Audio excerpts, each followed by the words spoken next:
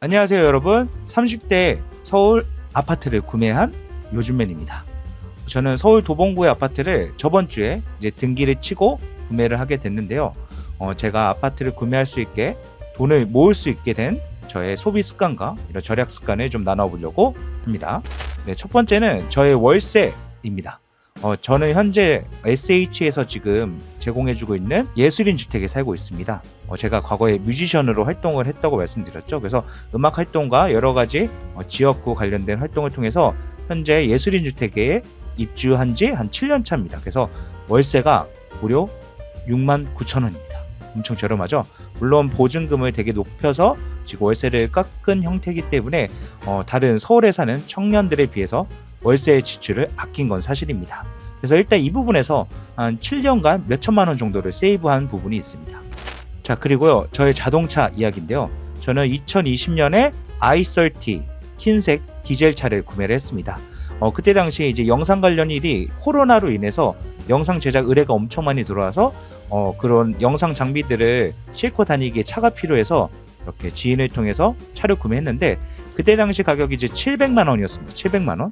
그래서 작은 돈은 아니었어요, 그 당시에. 하지만 이렇게 타다 보니까 부분 수리도 하고 처음에 보험금도 꽤 많이 나왔죠. 그런데 지금 2026년 제가 이 차에 대한 체감은 거의 공짜로 타고 다닌다라는 느낌입니다. 2012년식 대략 14년 정도 된 차를 타다 보니까 불편한 부분도 있습니다. 뭐 통풍 시트도 없고 제 핸들이 거의 다 까져가지고 지금 손에 그 핸들에 있는 가죽들이 묻어날 정도로 이렇게 잘 타고 다녔는데, 지금은 범퍼 스크래치도 신경 안 쓰고 그냥 무료로 타는 느낌으로 잘 타고 있습니다. 그리고 저의 월 고정 소비 구조를 잠깐 말씀드리면, 저는 개인 사업자로 분류되기 때문에 지역 가입자예요. 건강보험 같은 경우. 그리고 국민연금도 제가 월 연 소득에 맞춰서 이제 내고 있습니다. 그래서 실사용은 이제 토스를 키면 뭐 제가 장비비나 그런 대회비 빼고 실제 제어를 위해 사용하는 금액은 160에서 180만 원 사이입니다. 물론 완전히 저를 위해 쓰는 건 아니고 친구들, 가족들 만날 때 식사를 사거나 아니면 선물을 주거나 이런 비용도 다 포함이 되어 있습니다. 그리고 저는 체크카드를 쓰는데 물론 신용카드 기능이 있습니다. 그래서 어느 금액 이상이면 다음 달로 결제가 되지만 그 외에는 신용결제는 거의 하지 않고 현금카드처럼 이렇게 쓰고 있습니다. 그래야 제가 얼마 쓰는지 파악이 가능하고 제가 매달 얼마 정도 쓰는지 이렇게 토스 어플을 통해서 확인하면서 돈을 쓰고 있습니다. 자, 그리고 옷 관련된 건데 제가 그렇게 뭐 패션에 관심 있는 건 아니고 그렇다고 해서 제가 멋진 옷을 모른다 이런 건 아닙니다. 제 20대 때는 종로 5가 광장시장에 이제 구제시장에서 꽤 빈티지 옷들을 많이 구매를 했던 적이 많습니다. 지금 같은 경우는 유니클로, 스파오 중심, 그리고 후아유 이런 브랜드로 제 옷을 많이 구매하고 있고요. 좀 멋진 셔츠, 폴로 셔츠나 뭐 약간의 이제 브랜드 셔츠들은 보통은 이제 구제샵에서 사이즈 맞고 괜찮은 것들이 있으면 구매를 하고 있습니다. 그리고 저는 이제 엔게지 수가 꽤 높은데요. 식비 참 많이 나옵니다.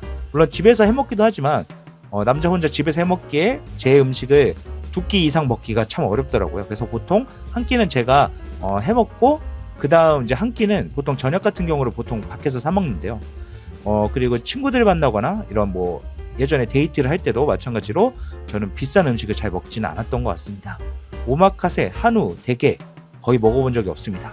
그렇다고 슬프진 않아요. 대신에 뭐 애슐리나 아니 고메스케어 아니면 저 혼자 먹을 때는 백반이나 한식 뷔페를 많이 이용하고요. 특히나 이제 햄버거가 생각날 때는 버거킹의 킹 멤버십이거든요. 그래서 버거킹 쿠폰을 적극 활용해서 제가 좋아하는 갈릭 불고기 버거를 자주 먹고 있습니다. 그래서 최근에는 제가 블로그를 또 운영하고 있는데 블로그가 어느 정도 성장해서 이제 체험단이라는 게 있어요. 그래서 식당, 레스토랑 혹은 고깃집에서 이제 체험단을 모집하면 이렇게 신청을 하죠. 선정이 되면 뭐 4에서 5만 원 정도의 음식을 제공받고 후기를 써주는데, 이 체험단을 통해서도 작년부터 현재까지 한 3,400만 원 정도 세이브해서 식사를 한 것 같습니다. 그리고 저도 여행을 참 좋아하는데요. 뭐 먼 여행보다는 가까운 일본 여행을 좀 좋아하고 있습니다. 그래서 여행은 저는 소비를 하러 가진 않고요. 그런 힐링을 하거나 아니면 그 기분 전환이죠. 기분 전환을 위해서 보통 일본 여행을 자주 갑니다. 그래서 가성비 숙소, 적당한 항공권을 구매하고 현지에서도 막 일본 브랜드 의류를 사거나 하는 일은 거의 없었고요. 그냥 거기에서 살 수 있는 돈키호테 가서 한국에서 쓸 수 있는 생활용품, 음식들 이런 것들을 보통 사왔던 것 같습니다. 그래서 여행을 가서 뽕을 뽑겠다라기보다는 이 저렴하게 여행을 가서 자주 가겠다라는 포지션으로 일본 여행을 좀 자주 갔던 것 같습니다. 저의 취미는 거의 없다고 보시면 됩니다. 그냥 유튜브를 시청하고 맛있는 음식점을 가고 먹고 나서 카페를 가고 그리고 혼자 헬스하고 러닝하고 이런 것들이 그냥 저희 하루를 채워주는 생활인데요. 딱히 제가 어떤 걸 구매해서 배우겠다라는 취미가 없어서 좀 저도 뭐랄까 이런 취미를 가져본 적이 없기 때문에 좀 심심한 부분도 있긴 합니다. 그리고 최근에 인형 뽑기에 좀 많이 빠져서 인형 뽑기에 돈을 좀 많이 쓴 전력이 있습니다. 이런 거 인형 뽑기 너무 좋아서 많이 했는데 남는 게 없더라고요. 그래서 인형 뽑기는 이제 그만하기로 했습니다. 제 이 취미 생활을 GPT한테 얘기를 해보니까 좀 정리를 해주더라고요. 그걸 한번 읽어드릴게요. 저의 이 소비 습관은 이겁니다. 체면 소비를 제거했다. 그리고 고정비를 낮게 유지했고 소비를 콘텐츠화하고 있다 라고 저를 좀 칭찬해주고 있습니다.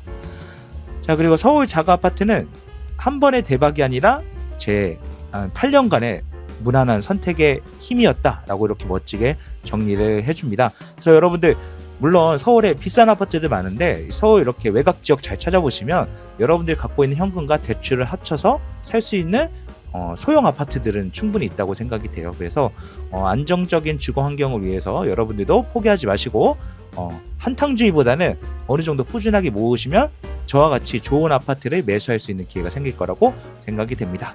자, 여러분들의 소비 습관은 어떠신가요? 저는 생각보다 아끼지 않고 어느 정도 즐기고 먹고 마시고 놀러 다니는 소비 습관이었음에도 불구하고 이렇게 아파트를 구매할 정도의 돈을 모았는데 여러분들도 그렇게 하고 계신지 댓글로 달아주시면 감사하겠습니다. 이상 요즘맨이었습니다.